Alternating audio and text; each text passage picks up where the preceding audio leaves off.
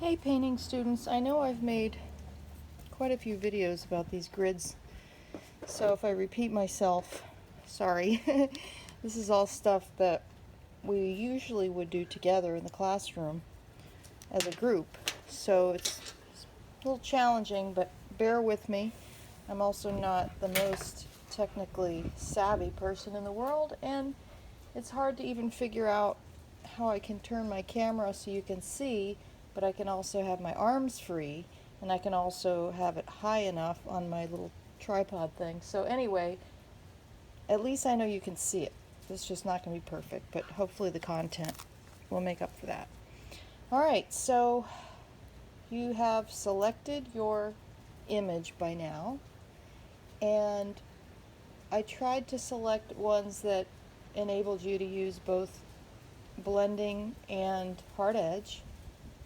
There will also be some linear elements, and I'll show you some tricks for that. In fact, one of the main things about painting is that we almost never use the round brush. People think lines are sitting on top, but they're not. They're actually shapes pushed behind other shapes and other values. So, for example, I'll just do this now that I'm thinking of it. If you were in a class, like a drawing class, and you had to draw a line, and the line was like this, that would be fine if you're using a pencil. But if you're using pastel or paper, what you would do, and you'll do this on your paintings, is do a blob that's somewhat reminiscent of that shape of line, that line. You put a blob there. And then rather than draw a line, you draw, put it to the side so I don't bleed through. This is a marker, but you get the idea. Actually fill, by looking at that line, the shape behind that line. This is a really important thing to know about painting. That's where the flat brush comes in. And then we paint around that shape of that line until it matches that line. So throughout your paintings, when you feel like you're getting into a pointy line area, there'll be a lot of them on glass and metal, rather than try to make a little tiny line with a little tiny brush, like a toothpick, you would take a slightly larger flat brush, and after you do a blob of shape of value, carefully paint around. Not only have you now created the most beautiful hard edge line, but you've pushed the line behind the shape, which creates a natural sense of depth, as if you're looking through the black into the pink that's far away. And that's really important for volume, as well as to eliminate a floating line. We don't want a line to appear like it's sitting up here. It's tacky, it draws attention to itself, it doesn't feel integrated, it's very kind of cartoony. We want our lines, all these little things in here, to be shapes. Like if this were a little highlight, instead of making a little white line with a little white brush, especially if you don't have a little tiny brush, use your tiny little flat brushes instead. Put a shape with your flat brush, and then when it dries, move yourself around it, integrating the highlight into the object. Anyway, that's key. That's a big deal with painting. But I wanted to go over some other stuff too, and I'll probably ramble, so, you know, go get some lunch or whatever and hang out for a bit, because I'm going to get on a roll probably. There's just so much I want to say, because when we're together, it's so natural and it's so spontaneous, and I can work one-on-one, and it's just kind of like trying to get it all together in this format so that you get to have the experience. And I think with our meetings and the discussion posts, we'll get a sense of community going without actually being there. So I mentioned before that sometimes people break up the grid further, especially in areas that are complex. If you're really worried about the subject being really hard in areas, you can grid the whole thing ½ inch. And then you can grid the whole other board ½ inch. And instead of going 1, 2, 3, 4, you can go 1, 2, 3, 4, 5, 6, 7, 8, as long as they match. Now there's going to be areas like in here, in my case, and in here, where I don't even need the grid, obviously. I really just need it in here and in the shadow here. So once you've printed it 5 by 7, and I want to work kind of individually, because some of these images, as cool as they look a little pixelated when you try to print them. And in some cases, they're a little too small for the space. I've never been a fan of one thing in a painting, but I'm trying to really simplify and focus on technique. It'll be kind of dramatic having one thing. It's just in a design, it's usually good to have 3 things, because your eye goes 1, 2, 3. And when there's one thing smack dab in the middle, you tend to get hung up there. It's just a design thing. Yet I think I've selected objects that have enough grandiosity and range of value and substance and shiny and glassy cool stuff and opportunities for blending. That's more important to me than having a multitude of things. And actually, I think it'll work. I actually blew mine up tiny bit because my printer allowed that without it being too pixelated. So if this doesn't work, you can leave it the scale that it is, but it has to be 5 by 7. Otherwise the grid coordination won't work. So this print is probably going to get really messy by the time I get to it. It's actually a square glass votive, but I never care what the thing is. I look at the values, opportunities for technique, the shapes, the placement, the volume. I mean, I don't see a thing, whether it's a person, a building, a tree. To me, it's just a series of abstract shapes that, when accurately placed together, make people impressed because it looks like something. And the most important thing to learn as a beginning artist is to become a master of realism. That's step 1. Once you get past that, some people stay realist painters their whole life, but others go into many other fields. But that traditional foundational structure goes with you everywhere. It's the key. It's a 2-year college. These are a 2-year art program. You're going to get the range, which is drawing, design, color theory, 3D, computer, illustration, painting, watercolor, advanced drawing, figure drawing. We don't have certain things like ceramics and animation, and you could go to RCC for those, but still we have the complete package that gives you an opportunity to really get some skills.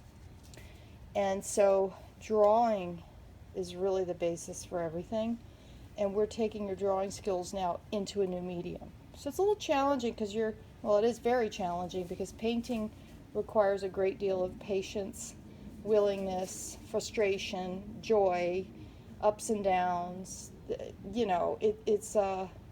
It's the gamut. It's sort of a meditation in and of itself. And even though, I'll give you all kinds of tips along the way and structure and the system that we're going to work within, in the end, in many ways, it's your process yourself, your trial and error, your mistakes, your working things out. And you learn the most by working at it. That's where you get your breakthroughs. Hours and hours and hours of painting, and you get breakthroughs. Anyway, so I digress. All right, so this is the grid.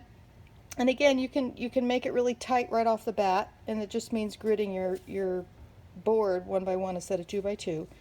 Or I think in my case, in this picture, there's so much blank space that I'm not going to deal with that. I just put it on there in case I want it. But so I don't get distracted, I can either erase the ones I don't need, or I could have waited and not even put them on until I get in these areas where I'm worried about things. But whatever it is, as long as you don't lose your place, do what you need to do. I could just fix it by going darker so I know. So I'm just going to go ahead and do every other, which is the original way anyway. And again, if it starts to get distracting, just erase the ones that you don't need the extra on. Alright, so I'm going to do A here, because I have a vertical composition. Oh, first I want to do this. It can get a little funky having all that paper around. So first thing we want to do, and this, because it gets messy, you can always print it again later. Another thing, which we do in the classroom actually, because I have them, is if you happen to have plastic slide sleeves, you just stick that in there and then you don't have to worry about it getting messy. And instead of using pencil, just use a pointy Sharpie. But it has to be a pointy Sharpie, not a regular, because it just gets too thick. So if you happen to have a pointy Sharpie and you happen to have a clear slide sleeve, it saves your picture a lot of wear and tear. But this is our alternative way. I'm just going to put tape. Another thing you can do is just fill it with pencil or whatever, something so that you can mask off the actual thing. If you don't mask off the actual perimeter of the picture, it gets very dicey when you get to the edge and you're trying to paint what's here, but you're looking at what's there. It's just better. And that just applies if your picture ended up being slightly larger than 5 by 7, but most of these are just going to be 5 by 7 anyway. But if you can't see the jump, if it's really white like this and the paper's white, see, now I have clarity. Now I can see really what my composition is. Now in this case, I can no longer read the writing, so I got to switch to a marker or something here. Okay, there's A, and that's going to be my first inch. B, and of course you can go across letters down, you know, numbers, but I tend to just go across numbers and down letters. E, F, G, and I want to put that little edge there. Now it's really important that you take this side and put it over here. So over here we're going to have repetition of A, B. I like to mark it like this, a little extension of the grid. When you do this on your actual board, you're not able to write on the side. So when you get to your board, you're actually going to write 1A, 1B, 2A, 3A, 4A, right in here. Or I like to do it in the corner, because if you have stuff up here, it's not a good idea to do that. In fact, I'm going to erase this. Mine just happens to have a whole bunch of negative space, and I admit I picked something simple because I'm going to be demoing on this image for you as you go, but you have a whole month to work on it every day and any time. Mine is just going to be to help demonstrate techniques. I'm not planning on ending up with a gorgeous painting. I got like 5 other ones in the queue in my studio for other things, but I think this is good enough to get a sense, something shiny in glass. So yeah, like on your canvas, let's say this is 2 by 2 on your board. Instead of doing 1A on the sides, because you can't, you have to start with 1A right inside, and then 2A, and then 2B. I mean, you know what? Never mind. I messed up. The only one that's double is this. A1 or 1A. Because this one you can just put 2, 3, 4, 5. It's just the corners that you have to double it up. But you still have to write it in the corner. It's just not, you don't have to, sometimes people label every single square.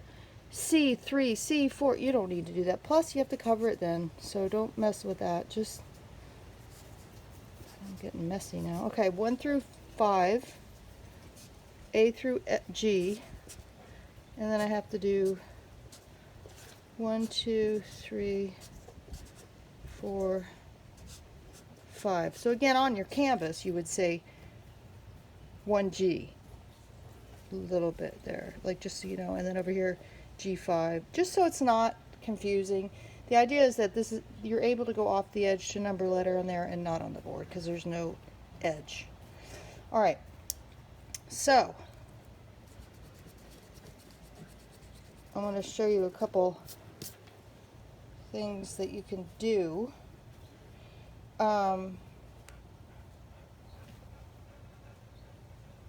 You know what, I'm going to wait until I have my board side by side. I think this is good. You get a sense of what it looks like if you do 1x1s and what it looks like when you break it in half.